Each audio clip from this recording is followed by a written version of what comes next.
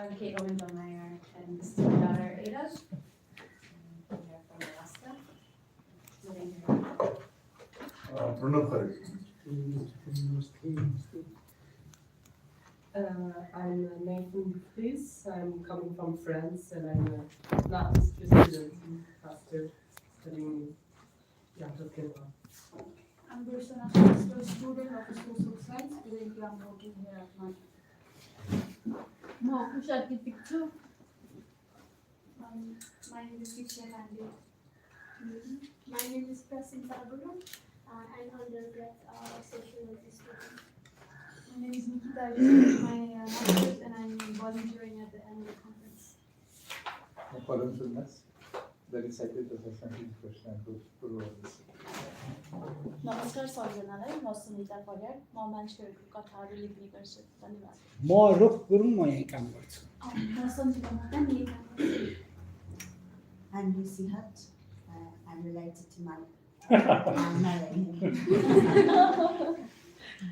I'm Catherine Yates. I'm over in the UK and we are guests of Lucy and Mike. John Yates, husband. Housing. Arabic Balan, Buddhist literature. Namaste, my name is I'm a student. Jado Bhaya, I'm a student. नमस्ते सबैलाई म सरोज दिनु एउटा पुस्तक छ त्यसको लेखक हुँ म Dalit. मेरो नाम समीर तिवारी म सँगैमा बस्छु अनि काम गर्छु यहाँ I'm just visiting in between the work. Thank you all. Mike, what really needs no introduction is he taught at SOAS, University of London, Nepali and Himalayan studies for a very long time. He was forced into retirement a number of years ago when SOAS was restructuring. Mike's written about Nepali literature and a few other things, politics. Over the many years he's been doing research in Nepal. He finished his PhD in 1984. And one of the first things he put together was an anthology of Nepali writings that he had translated into English, Himalayan Voices, that came out in 1990. In the 90s, he published an influential collection of essays under the title Nepal in the 90s. And then when the Maoist insurgency was raging here, he put together a conference in London in 2001, and a volume from that came out in 2004. In between, he also worked on a monograph on Bhutan, as Bhutan expelled a whole bunch of Nepalis out of there, and became notorious in Bhutan for having written sympathetically to the Nepali cause there. Later in 2010, between 2010 and 13, Mike and I coordinated a project on public culture in Nepal that resulted in a book that he and I put together in 2017. A copy of that, all of these books are available in the library here. And then subsequently, he collaborated with many of our colleagues both in the UK and in Nepal on a project related to the 2015 earthquakes and its aftermath. So that book came out in 21. I first met Mike in 1994 when I showed up in his office in SOAS unannounced.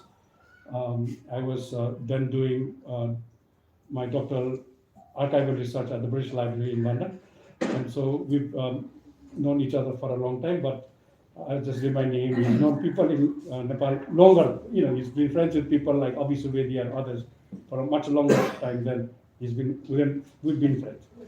Over the last 2.5, 3 years, and over the next year plus 2, I think he'll be working on Nepali Dalit literature, putting together a book. He tells me that will be very, in some ways, similar to his Himalayan Voices anthology published in 1990. So this presentation today comes out of his ongoing research, which his trip to Nepal, this trip, is part of that research. So Mike, all yours. Thank you. Thank you. Is that okay in the back? If you can't hear me, I tend to not talk very loudly, so please tell me to raise my volume. So, सबैलाई नमस्कार, मेरो तर्फबाट यस्तो न्यानो स्वागतको लागि हार्दिक धन्यवाद छ। अनि खास गरी म चाहिँ पदम सुदासजीलाई चाहिँ धन्यवादहरू चाहन्छु उहाँ आइदिनु भयो अनि सोह्रपल्ली पनि आउनुभयो किनभने Param Sudas was actually a younger member, I think, of the generation I'm speaking about. About 10 years younger. So I hope we can hear some of your own experiences of these two individuals I'm going to be speaking about. And Suresh Dilu is the author of the biography on the right of T.R. Vishwakarma, which has been a very important source for me and for many others, I'm sure. So, as Prajesh Ji said, I have been working on Nepali Dalit literature specifically for the last 2.5-3 years. I'm working towards a book tentatively entitled Two Touches to Be the Beginning of Creation, which is about the wave, the resurgence of writing by Nepali Dalits that has appeared particularly in the last 20 years or so. But in this part of the book, which is this is a draft chapter I'm going to present today, I'm looking at this generation of the very first Nepali Dalit writers, which comes from much earlier than the more recent period of Nepali Dalit literary production. So Jawahara Roka on the left of the screen and T.R. Vishwakarma were both born in the Bikram Samvat year of Navesar, so 1933 to 1934, and they are generally reckoned to be the first Nepali Dalits to write and to publish literary texts. They both gained access to education due to interventions by progressive educationalists, and they lived in the same national, political, and socio-cultural context, but their lives took somewhat different courses and trajectories. So my account of these lives are based on very, very slender sources and also a number of conversations and interviews with contemporaries of these people. So the work on the left, this is the only photograph I can find of Jawahar Roka. There's nothing online, there's nothing in a book apart from a very shadowy photograph of him receiving an award in Delhi. So he's an extraordinarily obscure person in many ways, considering his the great interest of his contribution. So for him, I've worked from this biography by Urmila Devi Vishwakarma, and also by a kind of very heavily overlapping biography by Ravilal Ramjel. The two books overlap, and they're very slim. For T.R. Vishwakarma on the right,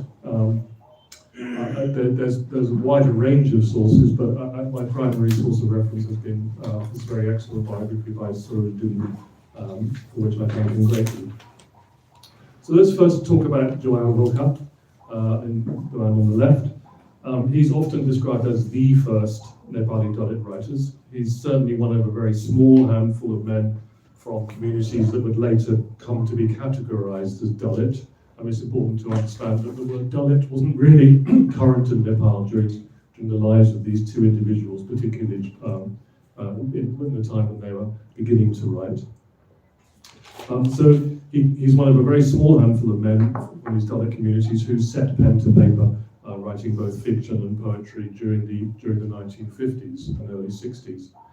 Roka was born in Chainpur jail in Sankawas Subha, as I said, in September/October 1933. His father was Murtila Roka, a Sarki by caste, and therefore acute, untouchable. His mother was Budimata, who was an Adhikari Brahmin. They were arrested earlier that year because it had become known that she had become pregnant by him, thus transgressing the laws that prohibited sexual relationships across caste boundaries and punished in unions between members of the so-called higher castes and those who were deemed untouchable with particular severity. So as a girl or young woman, Budimata, his mother, had worked in the kitchens of a minor Rana in Kathmandu, but then she had returned to her birthplace, where she met Murtila Roka, with whom she embarked upon a secret relationship. So they were jailed when she was 5 months pregnant, but she was released with her young son after 2 years, possibly because she was given a shorter sentence because of her caste, perhaps because she had been employed by Orana, or perhaps because she was granted a pardon. It's not clear. It seems that his father, Motilal, remained in jail for at least 14 years, and in fact, Urmila Devi Vishwakarma claims that he died there. Part of the punishment meted out to Buddhimata, his mother, was that she should have her caste downgraded and thus become effectively excluded from Brahmin society. After her release, she was taken in by a local woman and made her living by working in a diki janto, which I think I understand as a flour mill. So she was working with milling flour. Correct me if I'm wrong. The young Jawahar learned the alphabet from his mother. As a daughter of a Brahmin, it seems she had received some basic schooling. And when the first government school was established in Chainpur, his mother petitioned for her son to be admitted to it. Dalits were not generally permitted into schools until after the fall of the Rana regime in 1951, but a few enlightened high caste educationalists managed to subvert the rules in their local areas. So in this case, Mahananda Sarkota, on whose life and work Devendraji here has done extensive work published quite recently in Samajajaya, and another social worker. They agreed that Jawahar would be allowed to study in the local school on the condition that his mother undertook to lip-coat the classroom floors and walls in lieu of a fee. And many years later, Jawahar dedicated his first book, a collection of short stories entitled Warrant, to his mother in the following words. So it's there in Nepali and in English translation. So, a gift and offering to my fearless mother, Buddhimata, who provided me with care, sustenance, and education, shaking off and challenging the storm of remote poverty and untouchability, without the least concern for the autocratic feudal government or the defamation, objection, oppression, cruelty, and hatred of society. This was a book published in 1970. So although Sarkota and Shrestha were ordered to stop teaching Dalit jointly with other students, this didn't mean that Jawahar was totally excluded from school. He continued to be allowed to study, although he now had to sit outside the classroom. And his teachers began to take interest in him when they saw his dedication. And he scored such good marks at the end of his second year that he went straight up to year 4.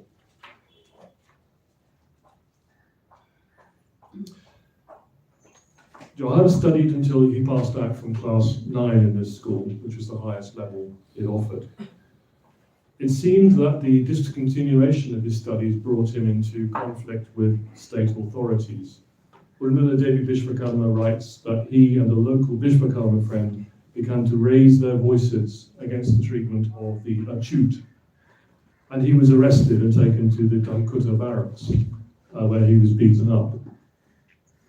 Sometime later, he led a student demonstration against the excesses of the governor of the Eastern Zone, and he was arrested and beaten again for his pains. But it seems that Roka was not destined to become a long-time political rebel. After he had to discontinue his school career, he submitted a petition to the district governor asking for permission to be allowed to study further. And one month later, the Bada Hakim, this district governor, came to the district on tour and actually sought out young Roka. Presumably, this letter that he had received from a Achut Vidyarthi, an Achut student, was something out of the ordinary and had piqued his interest. And it led to a surprising outcome. Roka was sent back to the Dharmakuta barracks, and he was placed under the care of a captain, Yagya Bahadur. He was fed and lodged and required to teach soldiers in the mornings and the evenings while continuing his own studies. As a result, he graduated from Dharmakuta High School with a second-class SLC in 1955. He continued to study even after he left the army camp. He passed his IA through self-study in 1958, and he passed a BA from Tribhuvan University through self-study in 1965. Around this time, Roka became involved with the Pariganat Sangha, probably Nepal's first Dalit organization. In 1959, he moved to Biratnagar, where he taught at the Rani Mills High School for most of the rest of his life, marrying Savitri Ramtail of Teratum the same year. Interestingly, he took a 4-year interregnum from 1974 to 1979. So he took time off from teaching and served as the secretary for the Koshi Anchal Gaon Fadka Abhiyan, the so-called Back to the Village campaign that was a pillar of the Panchayat regime. He appears to have been a critical supporter of the Panchayat regime, and he was granted an audience as a representative of the Utpirit Jati, the oppressed class, the oppressed caste, when King Birendra visited Calcutta in 1973. Roka formed the Dalit Sahitya Pratishthan, the Dalit Literature Academy, of which Padam Sundas was vice chair, and he died of a heart attack in 1995, aged 62. As for his writing, he began writing as a disciple of Maharan Sarkota, the man whose intervention made him able to access education. Some of his work is said to have appeared in a Chainpur wallpaper, a Bitte Patrika, in around 1956, but has not been preserved. He had a collection of short stories ready by 1957, but he couldn't afford the subvention that was required to publish it until much later on. Some of his early stories appeared in journals published from Banaras and Darjeeling. The earliest probably came out in 1965. His principal publications are a collection of 11 short stories entitled Warrant, published in 1970, a novel about a worker-led agitation at a Biratnagar mill entitled Feswa, published in 1980, a collection of 8 essays on Hinduism, the caste system, and the need for Dalit equality entitled Choi Chito, which came out in 1987, a narrative poem about an intercaste love marriage called Subhas Ko Sindur, published in 1989, and a book entitled Ambedkar versus Hindubad, published in 1983.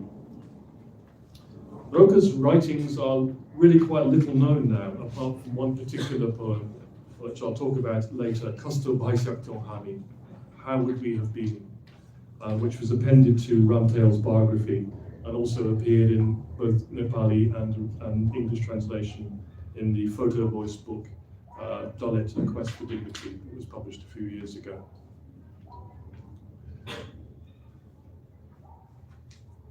So that's all on Roka for a minute, and we'll shift the focus to T.R. Vishwakarma.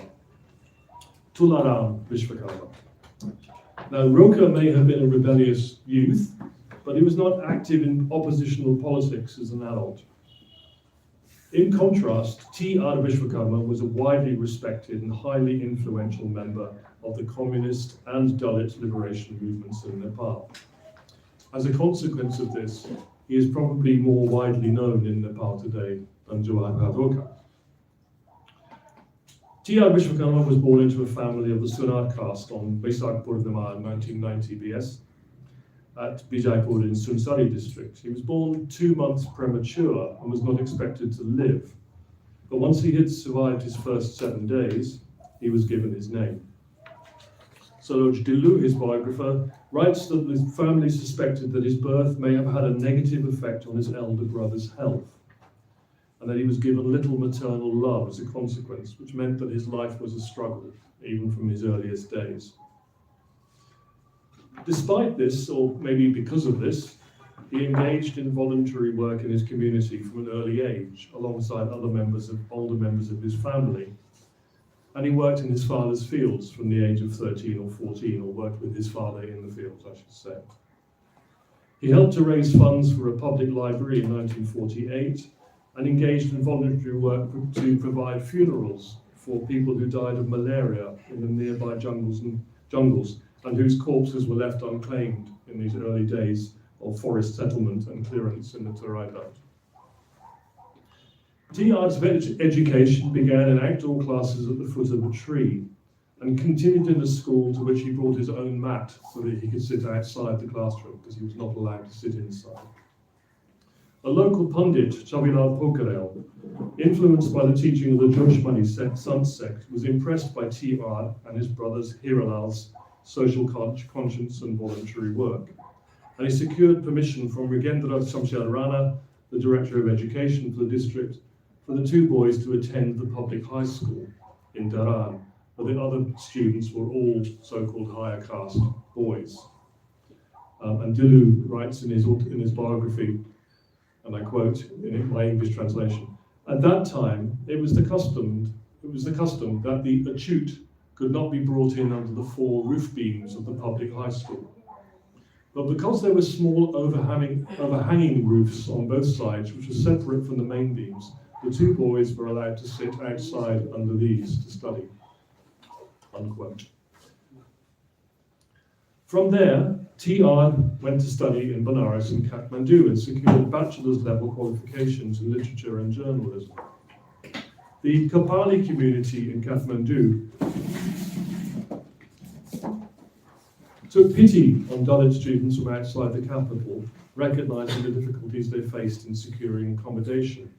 And T.R.'s relationship with the Nepal Dalit activist Saharshanath Kapali, whom he met for the first time in 1956, and in whose home he lodged whilst he was studying in Kathmandu, was clearly formative for him.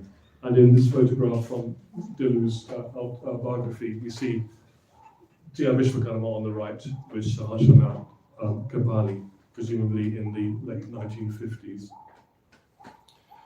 T.R. had been active in Marxist political circles in Dharan since his school days, particularly in a Dharan organization known as the Nimna Samaj Sudhar Sangh, the Lower Society Reform Association.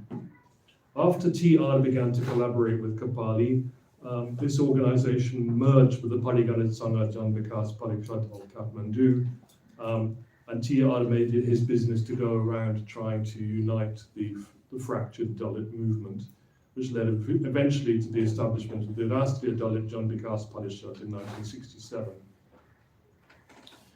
T.R. entered into an intercaste marriage with Mithai Devi Kapali in 1963, and that is him with his wife-to-be, I think, or maybe shortly after their marriage, in the other photograph there, despite his wife's family's disapproval.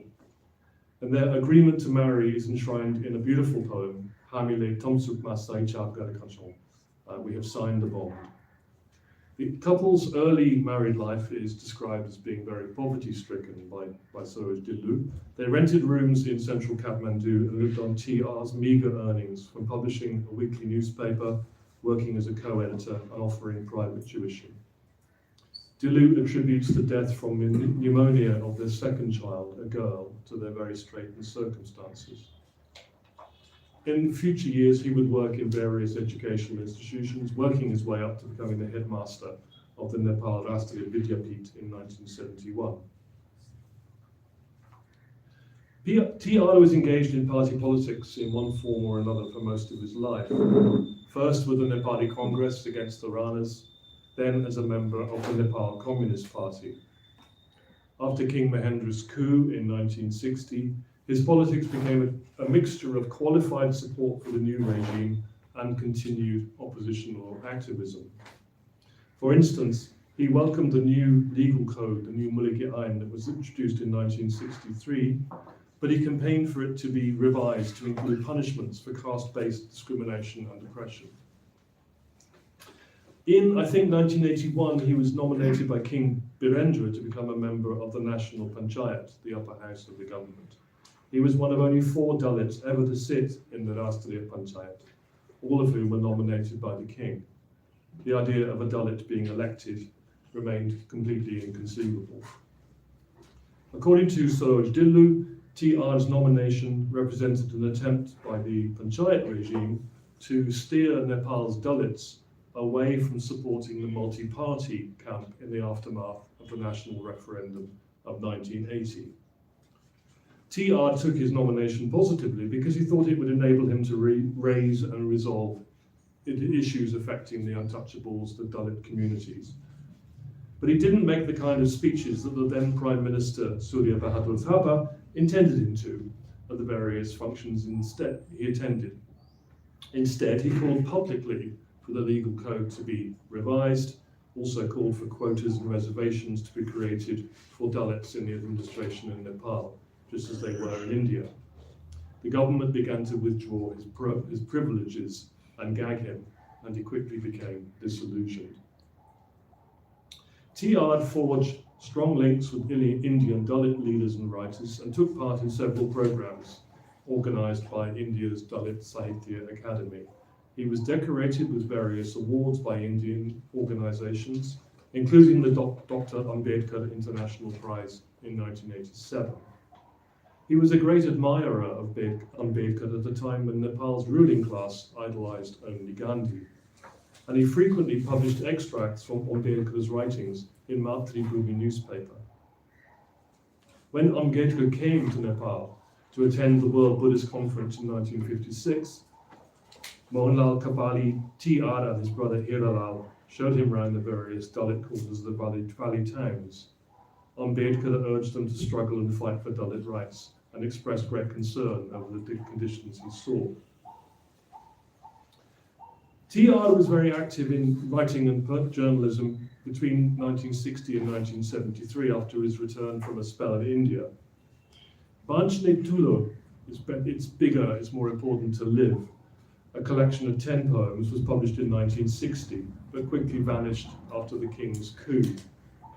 None of the poems in his first collection refer directly to their author's status as an acute or to caste-based discrimination or oppression.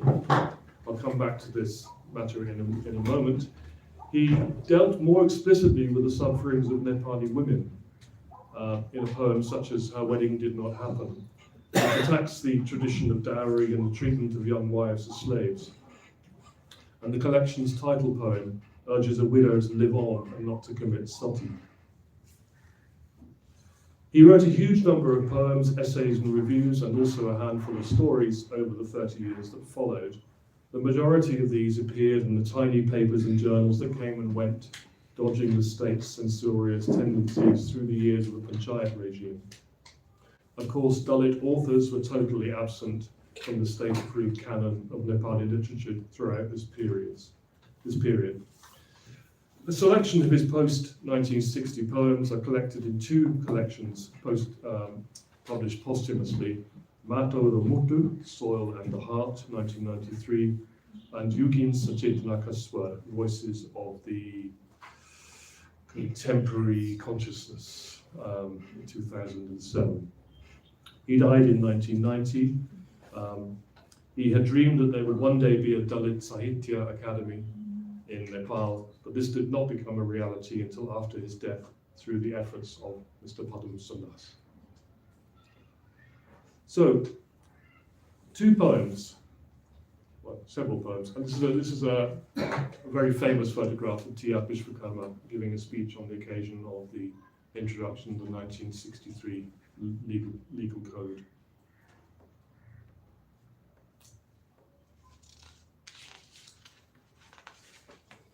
So the question is, why is it that Roka seems to have written more explicitly from an explicitly Dalit perspective than T.R. Vishwakarma? Was it that Roka's lower position in the political hierarchy made him freer to do so? This is an extract from one of the stories in the collection Warren, published in 1970, entitled Ig Dhoko. And it recounts an incident from, we assume, sort of 1963-ish, after the introduction of the new Maliki Ain, which made illegal many of the oppressions that Dalits had suffered from in public spaces across the country. So a couple of Shanta and Kedar, their brother and sister, decide that now they'll be free to go and have a cup of tea in the local tea shop. But the owner of the tea shop, Sane Newar, makes a petition to the local panchayat, the local village council, saying that they have now transgressed rules and polluted his shop, and he wanted them to be punished for doing so. And punished, indeed, they are. So you can read, I'll read it actually. Siddhi Lal, who had been removed from his post 2 years earlier, due to corruption. This is a member of the local village council, read out Sali Newad's petition. And we quote, "When Kedar, the son of Ujire Demai of this village, and his sister Shanta came into my shop and house saying, oh, we are Nepalis, and sat with other customers and drank tea, all of the customers said that Damai had entered my house, and so I, Sali Newad, have been shut out of society. I appealed to this village panchayat to take legal action against this Damai for offending against the customs and religions that were handed down to me from my ancestors." So then Roka puts these words into Shanta's mouth. "Brother, I'm telling you, this is a feudal regime. There is only a shameless democracy. It gives us laddus with one hand and snatches them away with another. We have not been made into human beings." This is a very overt statement of an assertion of the rights of the attuned to the untouchable, soon to become the Dalits, to be treated on equal terms with the rest of society, in a piece of fiction published in 1970 by Dewan Haroka. The second example I'd like to share with you is this quite famous poem here in Nepali, Kasta Baisak Tyohami, How Would We Have Been? And here is the beginning of it, translated into English. How would we have been if you had not cast us aside? How far would we have gone if you had not disregarded us? We sprouted on the same cliffs and sloping fields. We fell as waterfalls from the same stream. We whistled in the whistling of the same Himalayan breeze. Why did you bring the distortion of untouchability to the sacred pulse?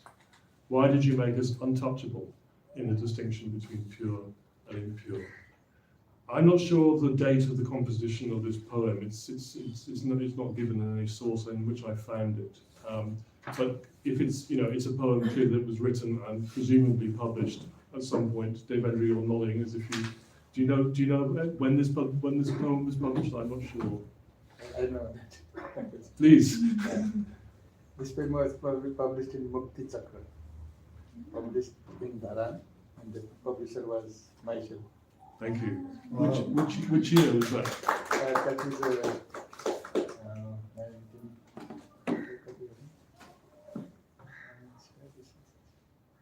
That is 1990.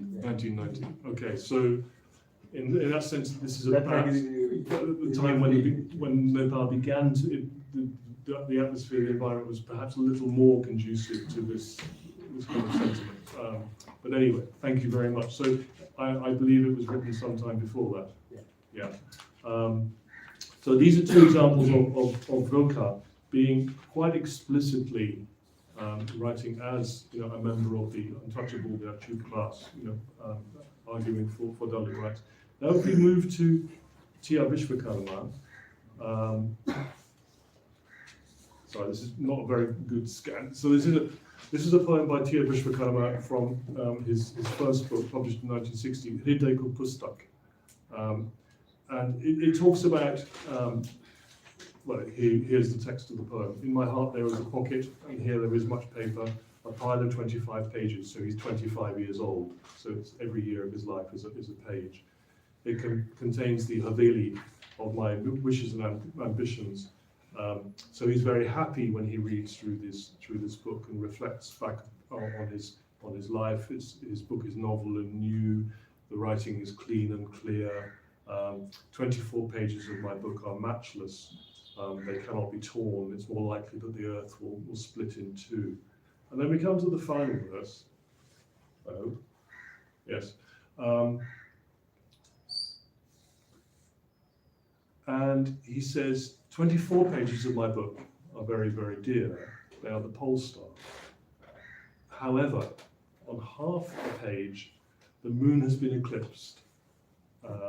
There is filth and dirt and crossings out in defiance of a kind that erases truth.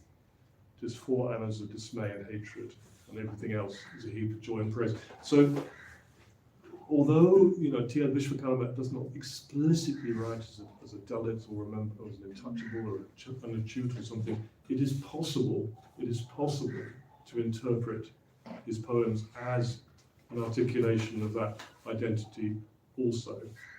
But it's also possible not to see that and to read them in different ways.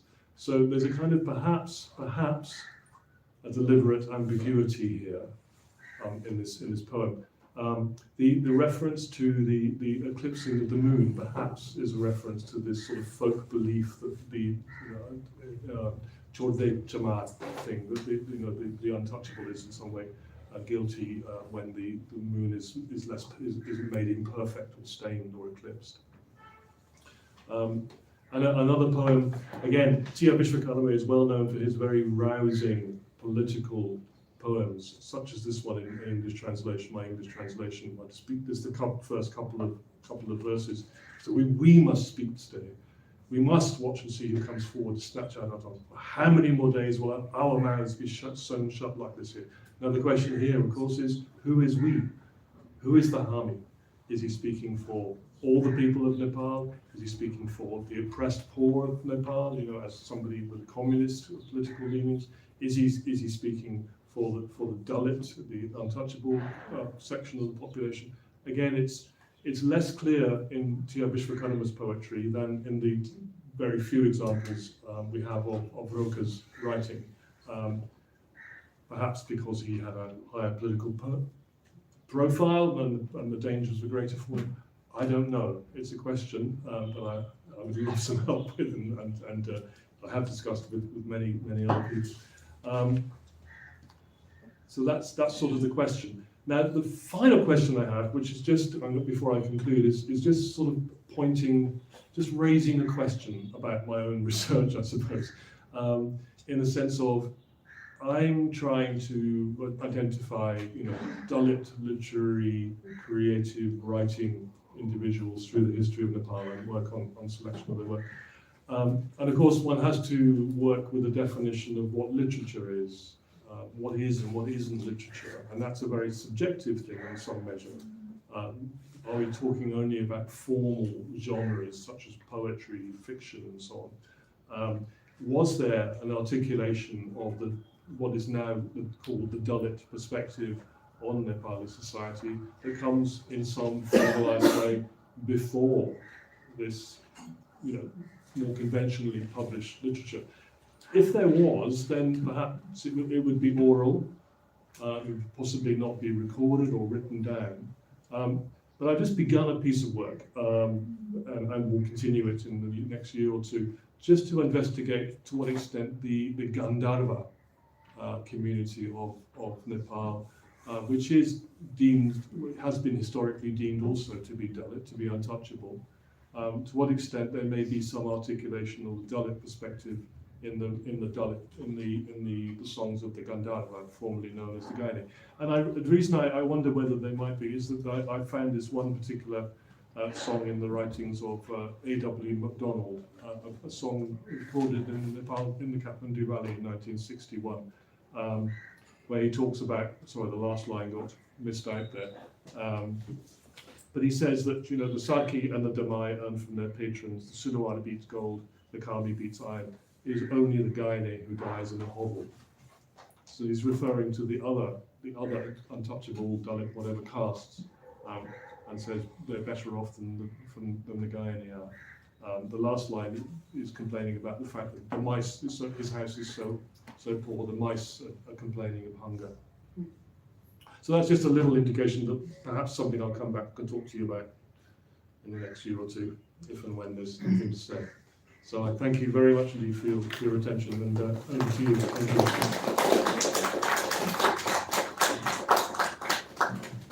Thank you, Mike. Given the nature of Mike's presentation, I should have mentioned earlier when introducing him that Mike also wrote a biography of the famous poet Bhupi Serchan. It was published in 2010. Was that 2010? Yeah. And then he's also translated classics of Nepali literature, including Muna Madan and Basai. And I was getting there. And very recent popular work like Buddhisagar's Konalikus. हाम्रो यहाँको tradition चाहिँ कस्तो छ भन्दाखेरि चाहिँ presentation इङ्ग्लिसमा भए पनि तपाईँलाई प्रश्न चाहिँ इङ्ग्लिसमा सोध्न मन लाग्छ अथवा नेपालीमा सोध्न मन लाग्छ, जसमा जुन भाषामा सोधे पनि हुन्छ। र fortunately today, if you ask questions in Nepali, I do not have to translate it to the speaker because Mike is a fluent speaker and he understands Nepali perfectly. So it's our turn to ask questions or make comments and or even point out helpful whatever helpful pointers that we can provide to Mike. So please raise your hand. Yes, Pranav. म नेपालीमै राखौँ होला। प्रस्तुतिको लागि धन्यवाद। मेरो दुईटा query छन्। पहिलो जवाहर रोका र टिआर विश्वकर्मा दुवैजना चाहिँ हामीले साहित्यिक फाँटबाट कलम चलाएको भन्दा पनि हामीले चाहिँ उहाँहरूले यसरी सोचौँ त्यो पब्लिक स्फियरमा जसरी काम गर्नुभयो उहाँहरूमाथि चाहिँ भारतीय तत्कालीन भारतमा भइरहेको सांस्कृतिक जुन 50 को दशक र 60 को दशकमा जुन भारतमा सांस्कृतिक विचारलाई लिएर मन्थनहरू भइरहेको थियो, दलितको सवाललाई पनि केन्द्रमा राखेर त्यसबाट उहाँहरू कति प्रभावित हुनुहुन्थ्यो, त्यसको उहाँको लेखनीमा कतिको प्रभाव देखिन्छ एउटा। दोस्रो मलाई 50 को दशक ईस्वी हजुर ईस्वी So we're talking about 1950s. 1950s and 1960s. Sorry. मलाई दोस्रो चाहिँ नेपाली दलित लेखनीमा तराईबाट तपाईले कुनै प्रकारको कन्ट्रिब्युसन देख्नु भएको छ? किनभने त्यो चाहिँ मलाई इन्ट्रेस्टिङ लाग्छ। मेरो आफ्नो सोचमा चाहिँ there is a spatial dimension to anti caste struggle.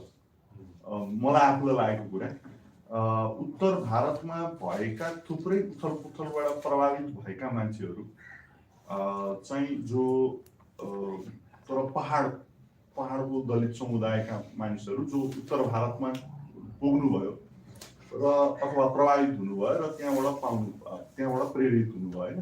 त्यो उत्तर भारतको उथलपुथलले त्यो जस्ट 2 किलोमिटर यता चाहिँ प्रभावित गरेन, किनभने दलित हिस्ट्रीमा त्यो कहीँ पनि राम्ररी लोकेट भएको देखिँदैन।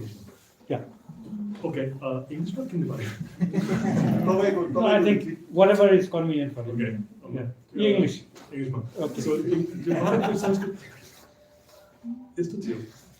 I think maybe Panchayat Kal has been very important for this.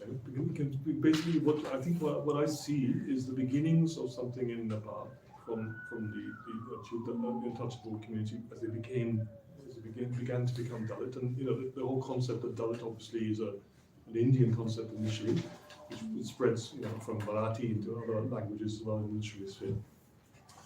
So I think your Panchayat Kal to Bahen ko Kunda Bhai ko Bhai to a process to Chaltu maybe in his own race, his own speed across Nepal.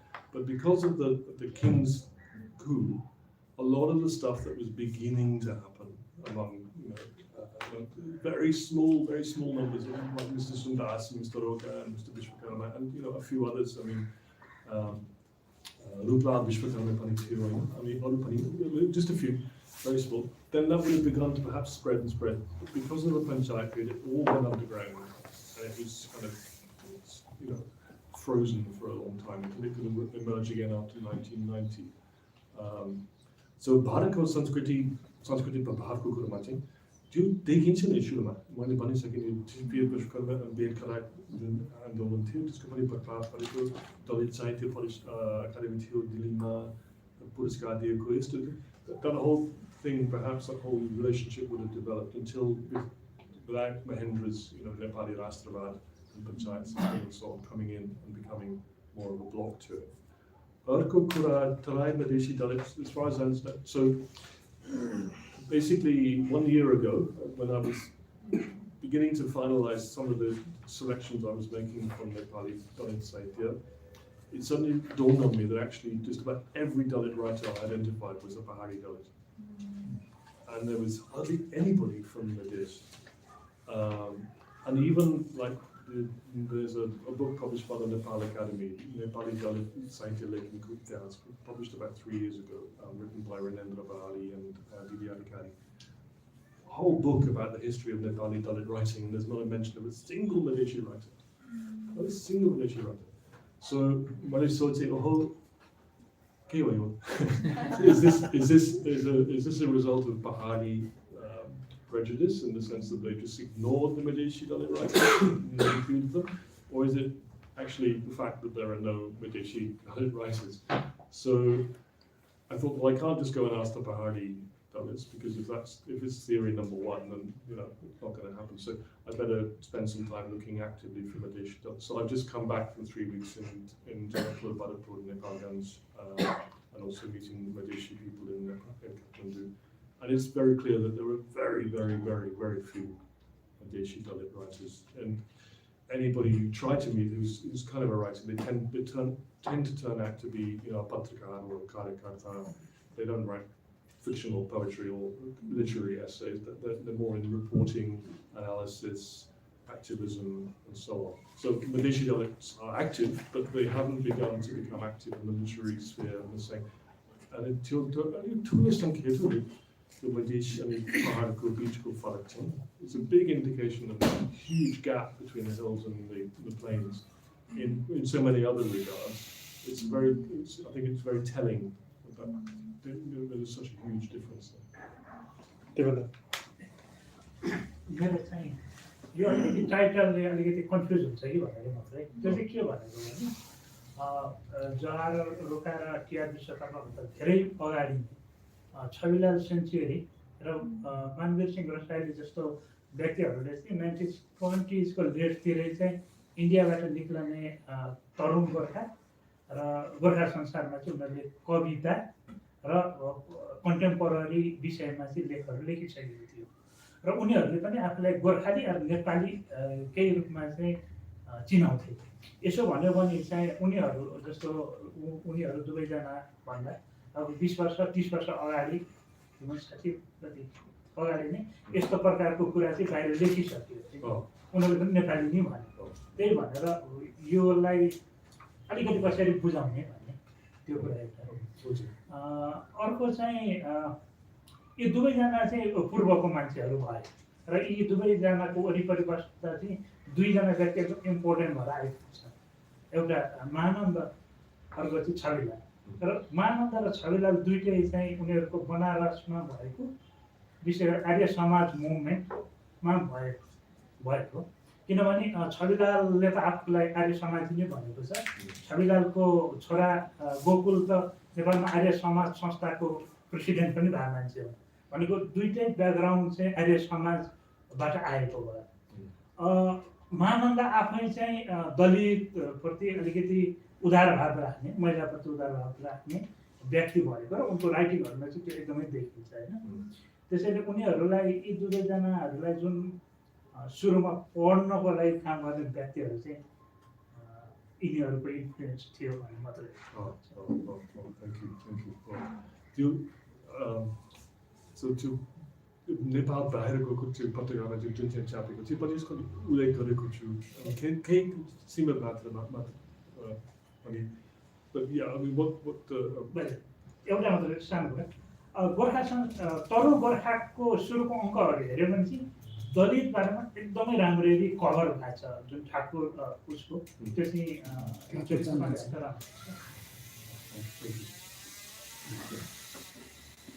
यसको पक्षदार अर्को एउटा मान्छे चाहिँ important डिबी परिवारदेखि छ। So is really involve in cinema making र अरू खालको राइटिङमा पनि। अनि उसको अब ऊ पनि तर इन्डियामा धेरै उ गरेको तर पछि नेपाली काङ्ग्रेसको महामन्त्रीसम्म भएको मान्छे पऱ्यो होइन। उसको बारेमा किताब पनि छ। So may want to if you are not look at its corpus of writings. जो राष्ट्रिय पञ्चायतको सदस्य भएको यसमा मलाई हजुरले भन्ने कुरामा डिबी परियार र डिएम परियार दुईटा अलग अलग दुईटा छ। धनमान सिंह परियार र धनमान सिंह परियार चाहिँ राष्ट्रिय पञ्चायतको सदस्य पनि भएर नेपाली काङ्ग्रेस महामन्त्री हुनुभयो। डिबी परियार चाहिँ धनमान सिंह परियारलाई काङ्ग्रेसमा छिराउने त्यति बेला सदस्य मात्र हुन सत्य हरिशचन्द्रको यो कन्फ्युजन धेरै मैले त्यति बेला किताबमा देखिसकेको छु।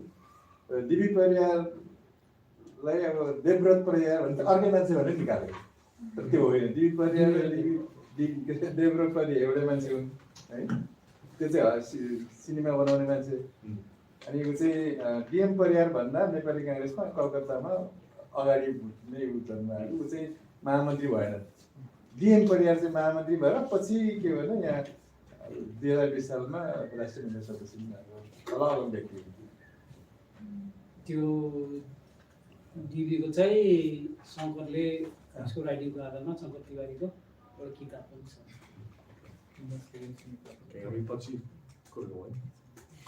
अरू केही सोध्नु? Yes please. Hello, Professor Wood. No, it's not a question. Actually, it's something that I noticed there.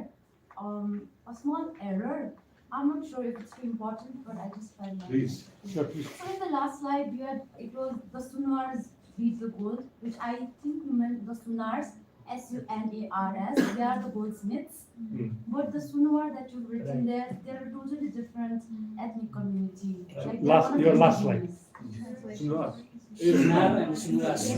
Okay, teacher, thank you. Sunar here, thank you. Sorry, that's a big mistake. Sorry, Dhanyavad. Sorry. Yeah, they do get confused sometimes, but yeah, I should get that as well. Usha, यो तपाईको त्यो काम गरिरहेको विषय पर्छ हैन, मलाई विषयवस्तुमा 50s को बेलामा लेखिएको र अहिले हिजो आज लेखेकोहरुमा कन्टेन्टमा चाहिँ खास के फरक आएको छ?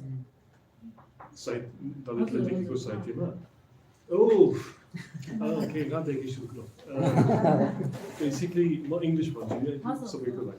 So the question was, what kind of difference are we seeing thematically between literature that was published in the 50s and the stuff that's coming out now? I mean, first thing is obviously the quantity now is much greater.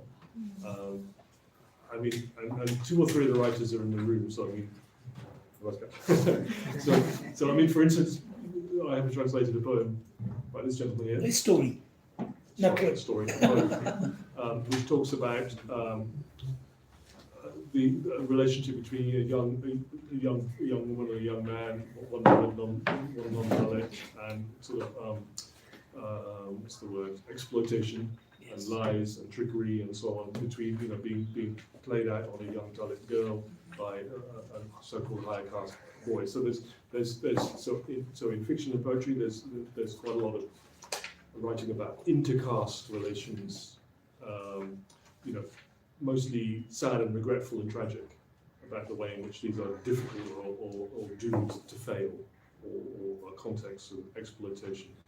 There are poems about outrages committed against Dalits. So, for instance, the terrible thing that happened 5 years ago on the banks of the river Behri, Bika massacre. That there are a lot of poems and so on expressing anger and akrosh and so on about that. There are poems reflecting about change across generations. So a father talking to his daughter about the kinds of games that are played in the school, or the daughter talking to the father about the kind of games that are played in the school playground. Chodun. So a game like this where one is the Dalit child and they're running around everyone trying to avoid it being touched by them so that they're not polluted and so on. So these things persisting through the generations. Okay, so I'll have to check my documentation. Many different things, but recurring themes and different. So the rediscovery of Dalits in Nepali history, the fact that Dalits have been kind of left out of history. So I mean BC and Nagashi being the kind of classic example, but many others. And there's some of that I found in the Madhesi context as well. So there are in the Musar community, for instance, Dina Badri. It's more mythological perhaps, but sort of semi-historical, mythical, recovering these icons and building them up and their importance. there's history thing, there's the looking at the myth, Hindu myth, and the injustices done to Dalits in things like the Ramayana, and the Samudra Manthan, taking that, turning as the ocean as a metaphor, and the rural Dalits. So many different kinds of themes, and I've tried to group them together by theme. I should remember them by now. There's many others. त्यसमा connected थप्ने भन्नु जस्तो सामान्यतया नेपालमा पितृ सत्ताको विरोध अनि kind of म्यास्कुलिनिटीको विरोध अनि क्लासको इस्युहरू जसरी नेपालको साहित्यमा आउँछ अब ब्राह्मणहरूको बिचमा पनि कुराकानी गऱ्यो भने फरक खालको त्यो ब्राह्मणहरूको पनि समुदाय छ अब त्यो फरक ब्राह्मणहरूको समुदायको विषयवस्तुहरू नेपाली साहित्यमा कसरी आउँछ मलाई थाहा छैन सायद कसैले अध्ययन गरिरहनु भएको होला अब हामी दलितहरूकै बाटोबाट कुराकानी गऱ्यौँ भने जस्तो राजनीतिमा पनि साहित्यमा पनि निश्चित समुदाय मात्र सक्रिय हुनुहुन्छ हैन विश्वकर्माहरू बढी सक्रिय हुनुहुन्छ अब गाइने समुदाय भनेर सोच्यो भने एकदमै पाउन गाह्रो हुन्छ हैन केही समय अगाडि एउटा कार्यक्रम भएको थियो त्यो कार्यक्रममा गाइने समुदायको एकजना पनि सहभागी हुनुहुन्न थियो त्यो राष्ट्रिय कार्यक्रम थियो महाकालीदेखि मेचीको धेरै मान्छेहरू त्यो कार्यक्रममा 2 दिनको बेलामा हुनुहुन्थ्यो आयोजकलाई मैले सोधेँ हुनुहुन्छ कोही भन्दा हामीले त फेलै पारेनौँ भन्नुभयो त्यो सुन्दा मलाई एकदमै नमज्जा लाग्यो भनेपछि एकातिर हामी दलित लिबरेसन स्ट्रगलको टाइमलाइनलाई यदि केलाउने हो भने दलित समुदायभित्रै हामीले सोचेको जुन खालको भेदभावहरू छ त्यो विषयवस्तुहरू साहित्यमा या कवितामा या कथामा कसरी आइरहेको छ हैन त्यसको राजनीतिक एजेन्डाको रूपले हामीले सोच्ने हो भनेपछि दुईटा खालको स्ट्रगल भयो एउटा विदिन द कम्युनिटी हैन बिइङ के भन्छ आदि इत्यादि हैन म्यास्कुलिन डिसेबिलिटी ट्रान्सजेन्डर आदि इत्यादि सबै अब थपिँदै गइरहेको छ अर्को भनेको चाहिँ लार्जर सोसाइटीमा भनेपछि दुई खालको जुन स्ट्रगल छ हामी दलित भएको नामले अब त्यसलाई पनि ध्यानमा राख्ने हो भने चाहिँ हामी भित्रै बिचको भेदभाव समस्या हिंसाहरू साहित्यमा अहिले पछिल्लो चरणमा पहिला त आएन होला खासै यो अहिले पछिल्लो 5-10 वर्षमा आएको छ कि छैन याद हुन्छ भने तपाईँलाई नभए त पछि हामी कुरा विभिन्न दलित समाज बिचको साहित्यमा त्यति धेरै अभिव्यक्ति भएको छैन किनभने धेरै जसो आफूलाई चाहिँ दलित लेखक भन्ने मान्छेले चाहिँ उसको यो उद्देश्य के छ भने दलित एकता होस् हैन अनि इङ्ग्लिसमा भन्छु. So if somebody is describing themselves as a Dalit writer and is self-consciously writing as a Dalit, they will be more interested in trying to achieve Dalit unity than write about the differences and the contentious areas between the different Dalit. So I really have not really found anything very much Dalit Linley that talks about division within the Dalit. I mean, that isn't to say it doesn't exist. I just haven't really found it myself. Actually, I just remember maybe two more themes. There's one theme is very much the women's perspective,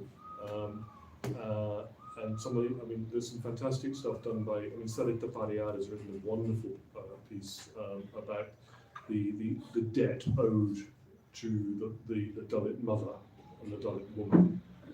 And Sona Khatik also has written some very moving autobiographical reminiscences, which I take to be literary qualities. So I've included those. And another very interesting theme that people are writing about is the way in which Dalits have created so much of Nepali society, but have also been excluded from that Nepali society. So.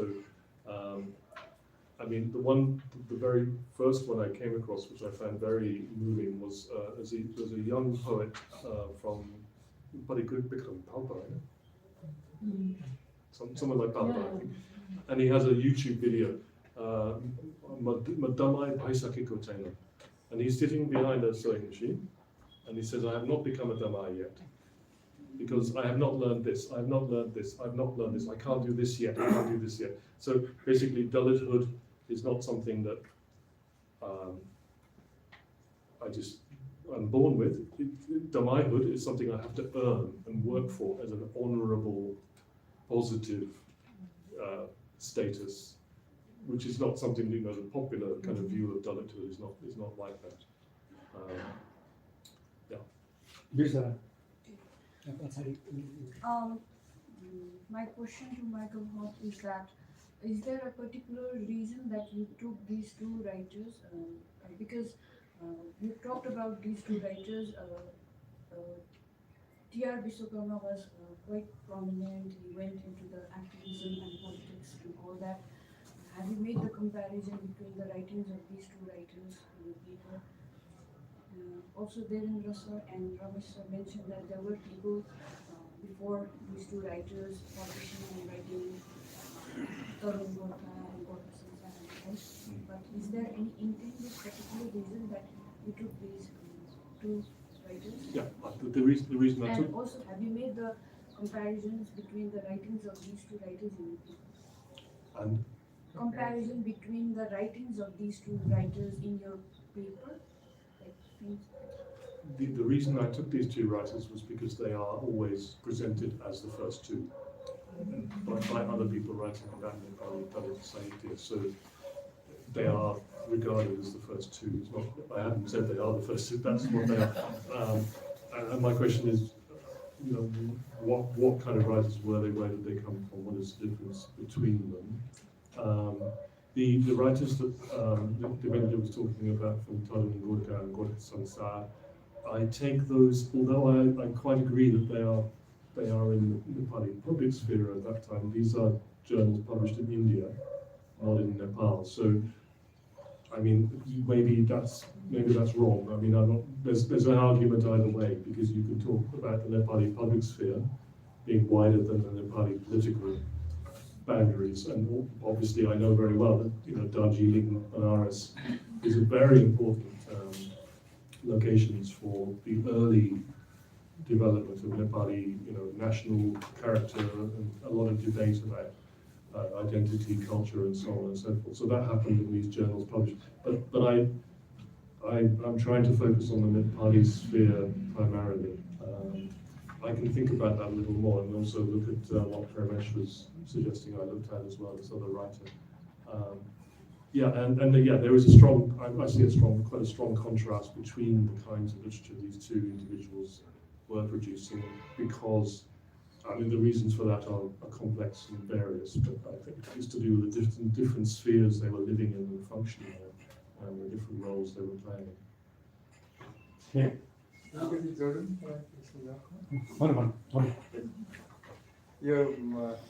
Nepali भन्छ यो जवाहर रोका र TR Vishwakarma भन्न अगाडि थुप्रै कविताहरू एक दुईजनाले लेखेको छन्, त्यो सत्य कुरो हो।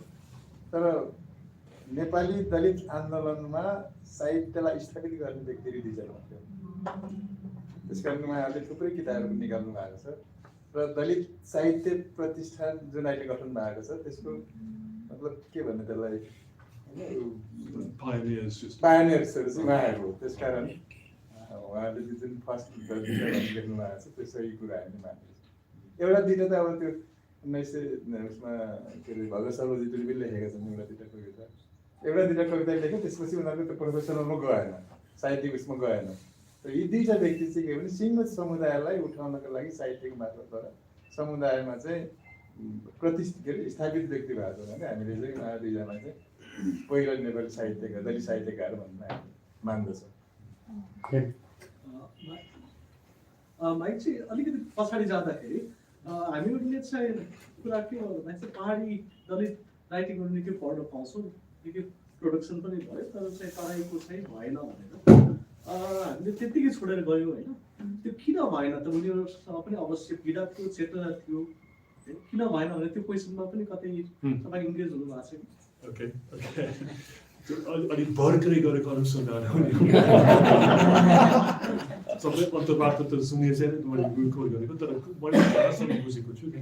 यस्तो भयो, मैले चाहिँ मेरो लागि जुन नयाँ क्षेत्र हो त्यो विदेशी भन्नु पऱ्यो नि, म त्यति धेरै किनभने नेपाली भाषा माध्यममा काम गर्छु। तर दुई तिनवटा कुरा छ। एउटा चाहिँ आर्थिक स्थिति, डोम मुसहरूको चाहिँ आर्थिक स्थिति त कमजोर छ, शैक्षिक स्थिति पनि कमजोर छ, So basically, very low levels of school attendance, very early levels of school exit, very low levels of literacy, considerable material poverty. I think also caste system in Madhesh is much more rigid than in Pahar. So the Dalits are kept down in a way that they perhaps are not so much in the Pahar, where things are a little more flexible. So it's clear that economically and politically, the difference between the conditions for Dalits in Madhesh and Dalits in Pahar are really very different. And you were just, perhaps there is beginning to be some production, but it's very low level. It's usually kind of social media context and so on, rather than conventional publication. Also, bhasako कुरा पनि छ. So particularly in Madhesh Pradesh, when the scientific, but you say literature or literature language, people think immediately of Nepali, not Nepali. So and Nepali is very inaccessible to people from caste backgrounds other than perhaps Brahmins, because it's a very high flow, very particular kind of literary language, and it's difficult to get it right if you haven't been schooled in that. And if you go to a Nepali Sarkari school, you aren't schooled in that. So there's an exclusion perhaps, and therefore a tendency to go into Nepali, if you go into anything at all, to write, whoever you are, if you're not a Nepali Brahmin. And it'll be different in different parts of Madhesh, because there are different socio-linguistic situations. But I've spoken to a lot of people in the last 2 years and said the same question: do you know any Madheshi Dalit writers? And I've given them 1 or 2 names, and I've contacted them. And yeah, they kind of do. But they're kind of patrikas, reporting and report writing, and so on. There really isn't the kind of literary output that we see from the Pahari Dalits yet. यसैसँग जोडेर म के कुरा राख्नु है, म चाहिँ कस्मस विश्वकर्मा, म पत्रकारितामै छु। नमस्कार। अनि माइकलसँग पनि टाइममा कुरा चाहिँ भइरहेको हुन्छ, प्रश्न आउनुहुन्छ। म चाहिँ केआर विश्वकर्मा छोरा पनि हो। मलाई लागेको चाहिँ के भन्दाखेरि तत्कालीन अवस्थामा पञ्चायत व्यवस्थाको अवस्थामा it was a close society, अनि त्यो भएको भएर चाहिँ साहित्यको मार्फतबाट as both of them were political activist, साहित्यको माध्यमबाट चाहिँ कसरी दलितहरूलाई सचेतना जगाउने, चेतना जगाउने, दलित राइट्सको बारेमा, दलित अधिकारको बारेमा, दलित कुनै मान्छे हो भनेर जगाउने एउटा उपाय चाहिँ साहित्यको थ्रु हो भनेर चाहिँ त्यति बेला साहित्यतिर लागेको देखिन्छ। तर अहिले बिचमा आएर चाहिँ लामो ग्याप, दलित साहित्य त्यति धेरै देखिँदैन। तर पत्रकार र लेखकहरू चाहिँ थुप्रै जन्मिसकेका छन्। जस्तै यही पनि अहिले देख्छु म, सरोजदेवी भयो, देवी भयो, उहाँहरूले दलितका विषयमा कलम चलाएर लेख्न थालेको थुप्रै भइसकेका छ। र त्यस्ता पत्रकारहरू र पत्रकारितामा आएका लेखकहरू पनि थुप्रै हुन छन् यङ्गर जेनेरेसन।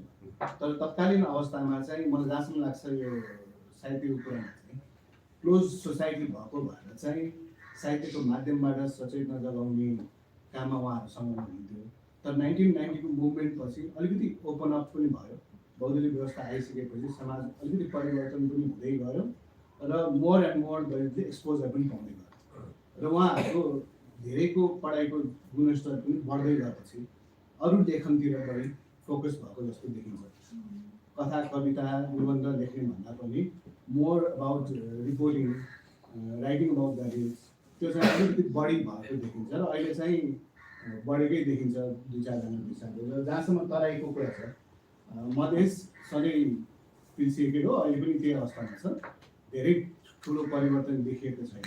पहाडी दलित र मधेसी दलितमा अहिले पनि ठुलो ग्याप छ र त्यो ग्याप चाहिँ तपाईँले भन्नुभएको जस्तो आर्थिक अवस्थाले पनि हो र पढाइको स्तरले पनि हो।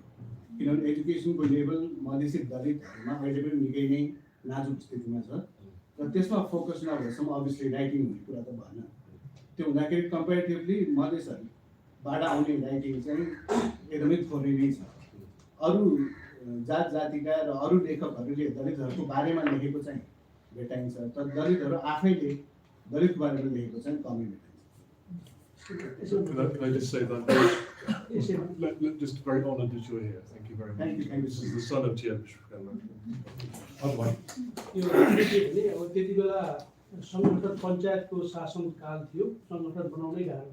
एकातिर तपाईँको यो गरिबीको कारण चाहिँ मधेसमा चाहिँ एकदम ठुलो समस्या, रोजगारीकै ठुलो समस्या थियो। त्यसले गर्दा शिक्षामा चाहिँ मधेसको पहुँच भइसकेको थिएन र अर्को कुरो पञ्चायतको कारणले मधेसमा सङ्गठन विस्तार गर्ने कुराहरू पनि थिएन। त्यस बेला टी आर विश्वकर्माले चाहिँ खास गरी साहित्य सङ्गठन विस्तार गर्न नसकेको कारणले साहित्य कवितामा चाहिँ जनतालाई जागृत गराउने कुराहरू सुरु गर्नुभएको थियो। प्रेरणा सञ्जीवनी यसमार्फत उहाँहरूले चाहिँ एउटा पत्रिका बनाउने, त्यसमा हुलाकमा टिकट हालेर ठाउँ ठाउँ पठाउनुहुन्थ्यो।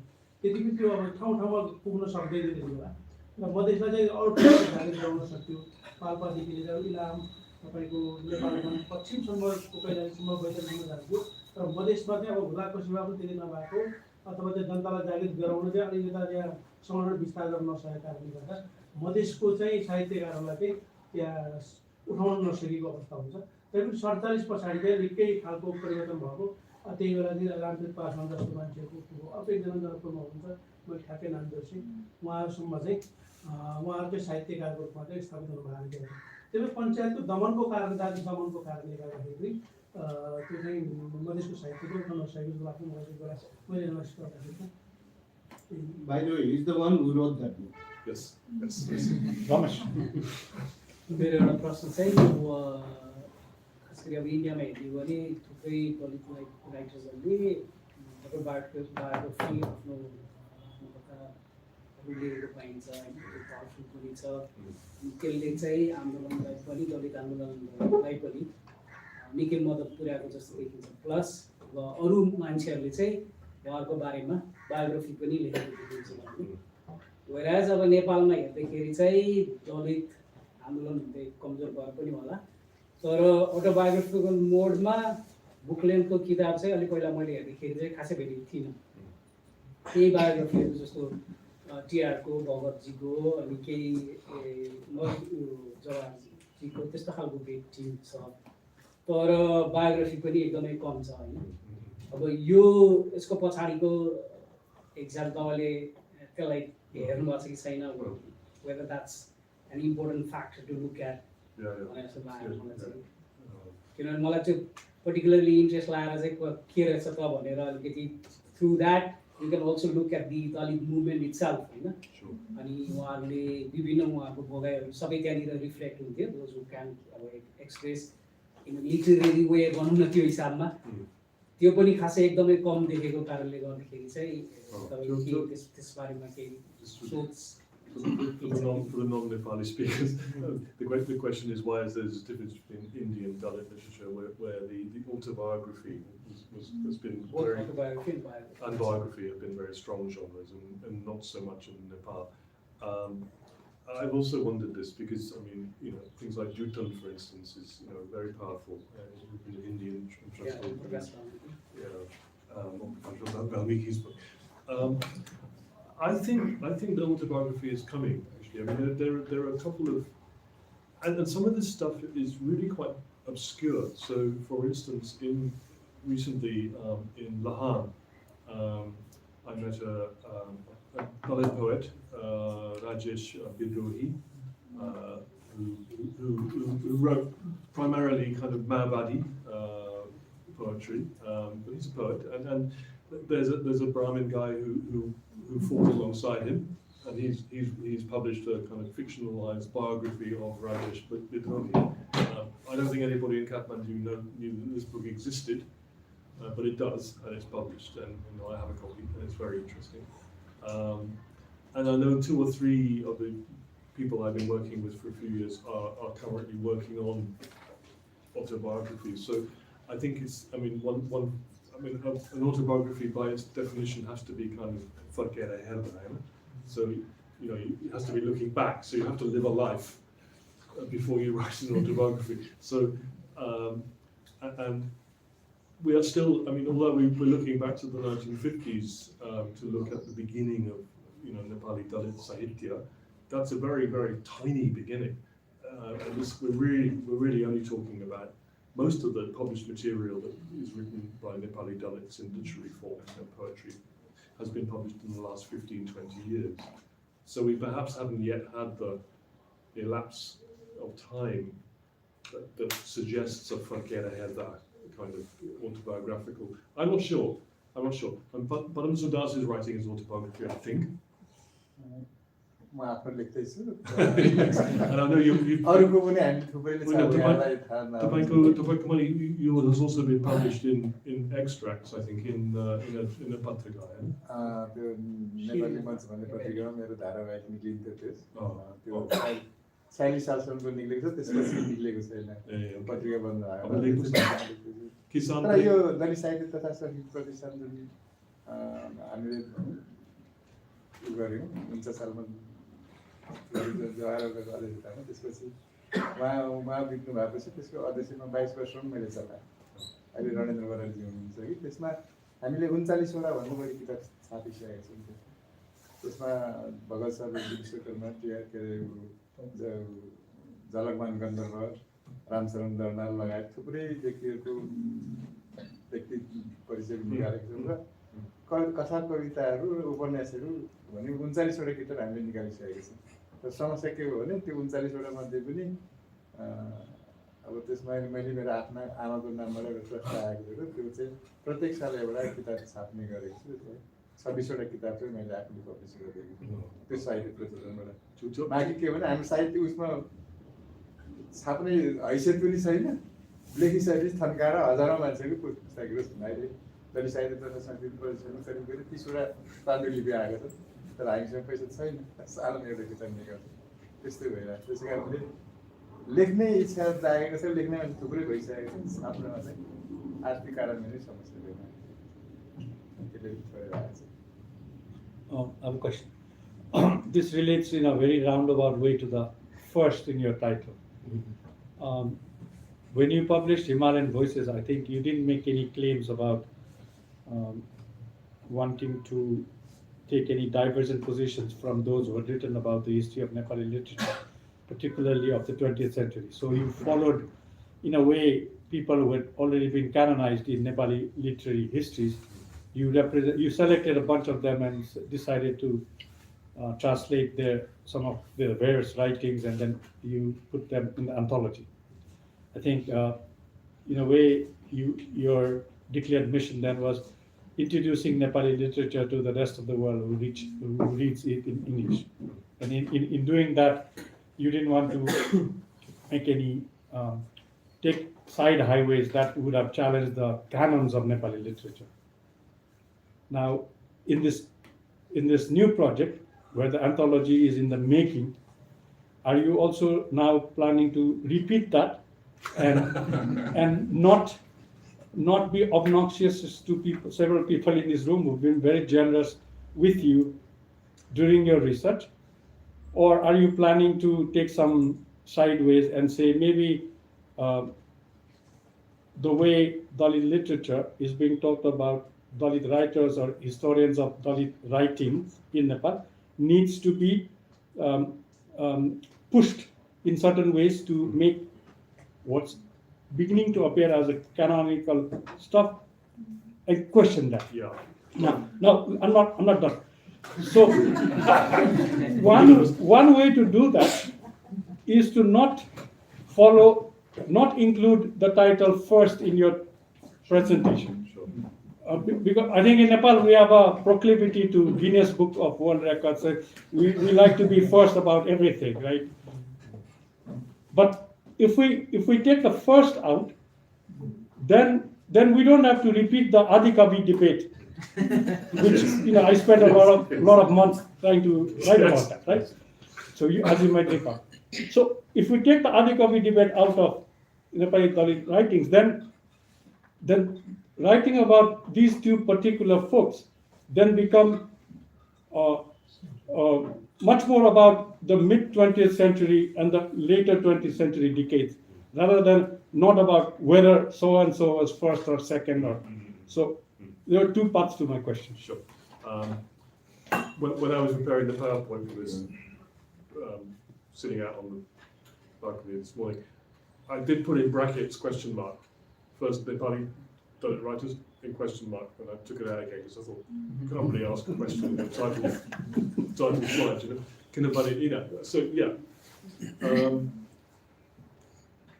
Yeah, it's true. I mean, the thing about going back, just slightly in self-defense for the Himalayan Voices project, there wasn't much else.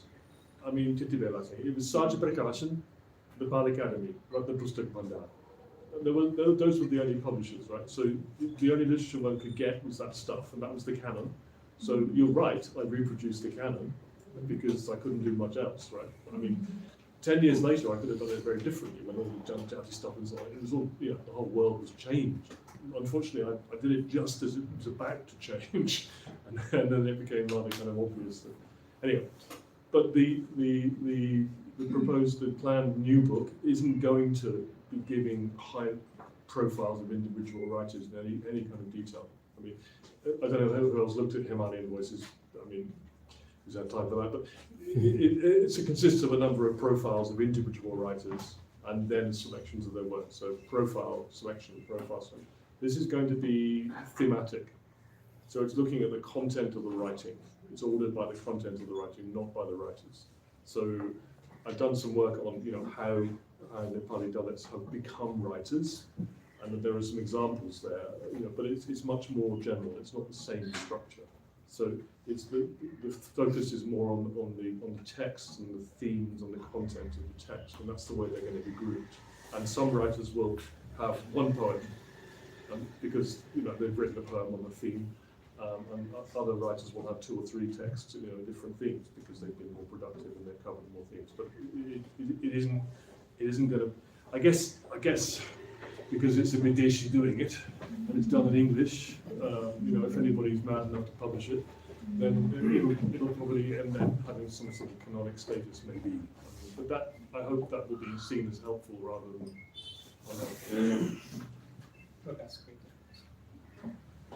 Yeah. मेरो क्वेसन चाहिँ प्रोफेसरहरूले चाहिँ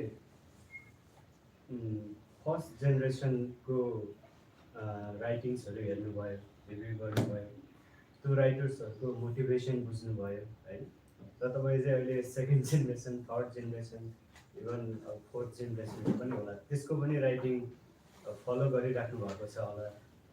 मलाई चाहिँ पहिला र अहिलेको राइटिङ हेर्दाखेरि मेन मोटिभ चाहिँ कास्टलाई डिसमेन्टल गर्ने छ। विभिन्न क्षेत्रमा लेखे पनि मेन मोटिभ चाहिँ कास्टलाई डिसमेन्टल गर्ने।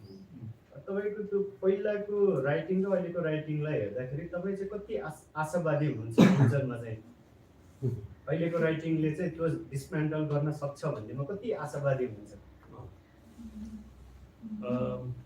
Writingले कुनै चाहिँ यस्तो स्ट्रक्चर डिसमेन्टल गर्न पाउँदैन होला, किनभने राइटिङ त राइटिङै हो।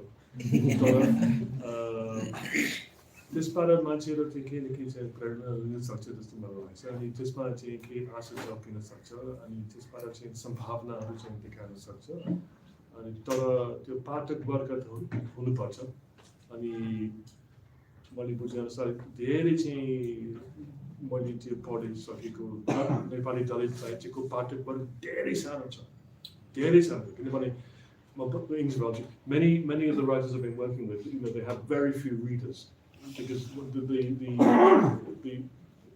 mean, Kisan Premi I was talking to him in Bharatpur last couple of weeks ago, and he was telling me basically to publish a book, if you don't have a publisher, you have to have about maybe 40,000 rupees as a subvention to give to the publisher to publish that book, and then there'll be no distribution. So you just basically give it to your friends and relations, and there'll be no reviews. And it's been distributed 1,000 copies, 500 copies, higher.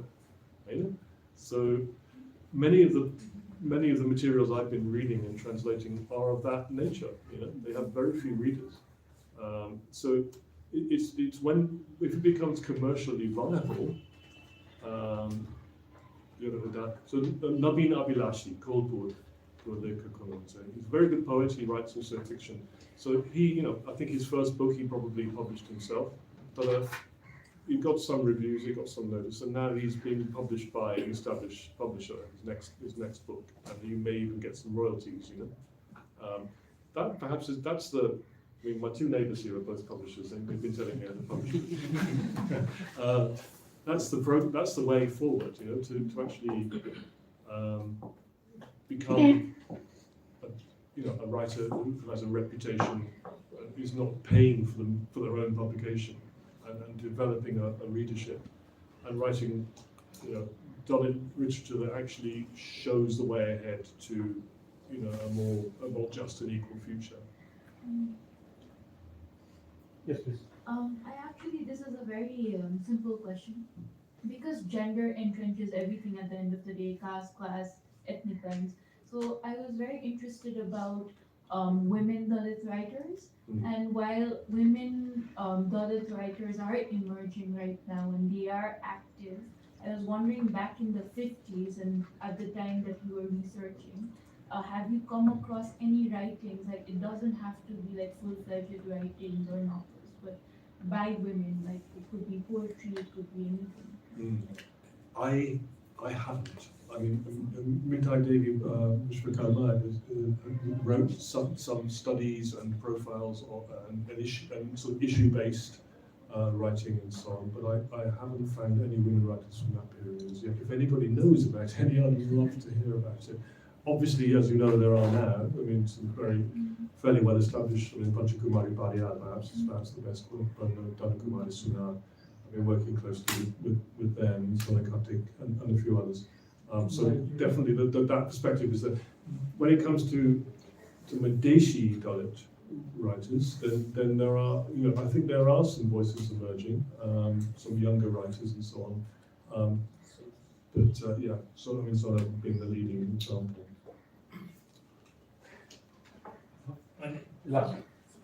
नेपालमा चाहिँ होइन, तर नेपाली भन्दा चाहिँ लक्कीदेवी सुन्दास र कमला साङ्कृत्य उनीहरूले चाहिँ mid 50s extensive writing छ। लक्कीदेवी सुन्दास चाहिँ काठमाडौँ आएको, इलानमा छोटो समय हेरसर पनि भएको मान्छे हो। उनको चाहिँ लक्कीदेवी मसँग भेट भएको छ।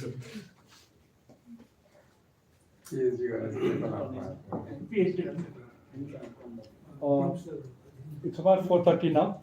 Oh, sorry, last question. जस्तै तपाईले भन्नुभयो नेपालमा चाहिँ पाठक चाहिँ कम छैन। नेपालीहरू चाहिँ पढाइमा पढ्ने पनि कम हो, नेपाली सुन्ने आफ्नो लजिक हुँदैन, नेपाली सुन्ने पाठक छैन नेपाली। भनेपछि तपाईँको विचारमा अब लिटरेचरको थ्रुबाट साहित्यको थ्रुबाट अब नेपालमा दलित रिभोल्युसन हुन्छ त? दलितको रिभोल्युसन होला त साहित्यको थ्रुबाट त? रिभोल्युसन जुन हुन्छ तपाईँले सुरु भन्दै पाठन कम छ भने चाहिँ नपढ्ने मान्छे भएपछि उहाँको कुरा पनि सुन्नु।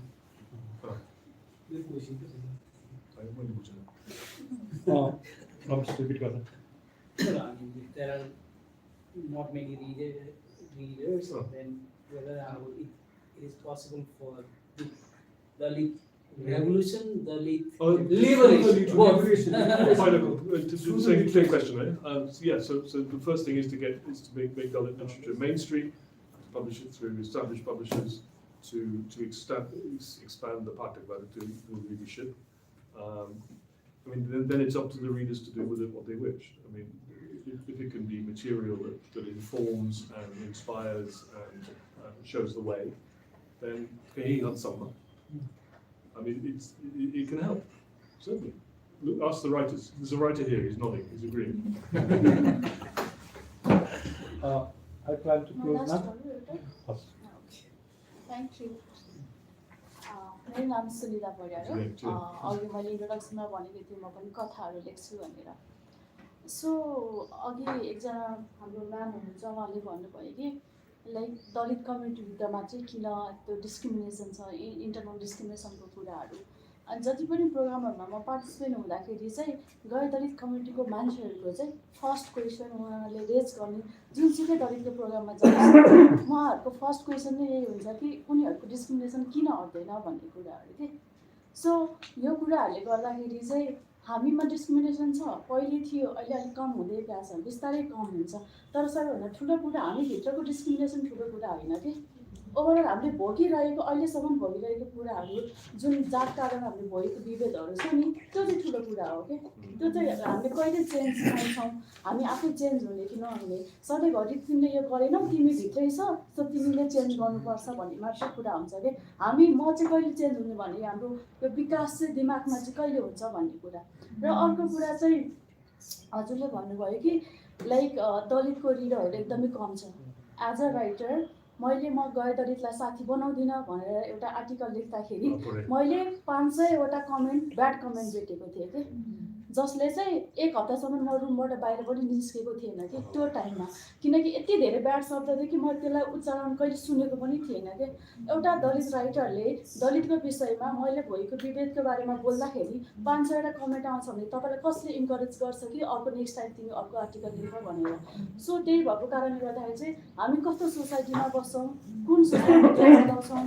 हाम्रो एजुकेसनको लेभल कुन छ एजुकेटेड मान्छेको त्यस्तो ब्याड कमेन्ट आइरहेछ भनेदेखि हामीले सिक्ने र कसलाई सिकाउने र हाम्रो लिडरहरू कसरी पर्छ सो त्यो कुराहरू चाहिँ एकदमै इम्पोर्टेन्ट छ सो हजुरले लेखिरहेको कुराहरू म पहिलेदेखि एकदमै पढ्ने म तपाईँको फ्यान हो कति 5 महिनापछि म घरबाट निस्केको हो म घरमै बस्ने पढ्ने लेख्ने मात्रै काम गरिरहेको हुन्छु अनि हजुरले चाहिँ सर्टा परियार सोना खटिक अनि जो जल्द बल्द छ नि उहाँको मात्रै कुरा गर्नुहुन्छ कि हामी जस्तोको पनि कुरा गर्नुहुन्छ किनकि हजुरले मेरो आर्टिकल पढ्नु भएको छ यु नो गएर दलितलाई साथी बनाउँदिन तपाईँले मलाई अफिसमा आएर एप्रिसिएट गर्नुभएको छ तर तपाईँले मेरो नाम लिनु भएन सो इन्करेजमेन्टको लागि चाहिँ होइन इन्करेजमेन्टको लागि चाहिँ हामीले दलित पाठकहरू रिडरहरू कसरी अगाडि बढाउने कति धेरै बढाउने कुन लेभलसम्मको पाठकलाई हामीले चाहिँ एप्रिसिएट गर्ने र उनीहरूलाई इन्करेज गर्नको लागि दलितको इस्यु बुझाउनको लागि चाहिँ हामीले कस्तो खालको लेख्ने भन्ने कुरा भविष्य तपाईँहरूको हातमा छ मेरो होइन म त सिकाउन सक्छु तपाईँले पढाउनु हजुर सो त्यही भएर चाहिँ हामीले दलित रिडरहरूलाई चाहिँ कसरी बनाउने भन्ने कुरा चाहिँ मोस्ट इम्पोर्टेन्ट छ धन्यवाद फाइनली माइकजीलाई धन्यवाद यहाँ सबैलाई धन्यवाद there is a final announcement हजुर तपाईँहरूलाई अघि सुन्नुभयो केहीले नसुन्नुभएको पनि होला 26देखि 28 November wednesday to thursday friday चाहिँ चौतारी एनुअल कन्फरेन्स चलिरहेछ तपाईँहरू कसैलाई पार्टिसिपेट गर्न इन्ट्रेस्ट छ भने यु मे वान्ट टु रजिस्टर त्यही सँगसँगै चौतारी फाउन्डेसन लेक्चर 2025 पनि हुन्छ त्यसको लास्ट डे फ्राइडे एट 3:30 यही भेन्यूमा यही बाहिरपट्टि त्यसमा चाहिँ reflections of a Madhesi about Nepali mainstream यो history memory recollections and remembrance भनेर सिके लालले यहाँनिर चौतारी फाउन्डेसन लेक्चर दिँदै हुनुहुन्छ this is open to all you don't have to register तपाईँहरू सबैलाई लिन्छ कन्फरेन्समा if you want to participate you have to register it's 1000 रुपियाँ तपाईँले तिरेर 3 दिनको लागि तपाईँ पार्टिसिपेट गर्नुहुन्छ कन्फरेन्सको सेड्युल चाहिँ बाहिर पनि टाँसेको छ अनलाइन पनि छ अनि चौतारीको वेबसाइटमा जानुभयो भने त्यहाँ चाहिँ तपाईँले दिन सक्नुहुन्छ तपाईँलाई त्यसबाहेक अरू केही प्रश्नहरू छन् भने हामी साथीहरू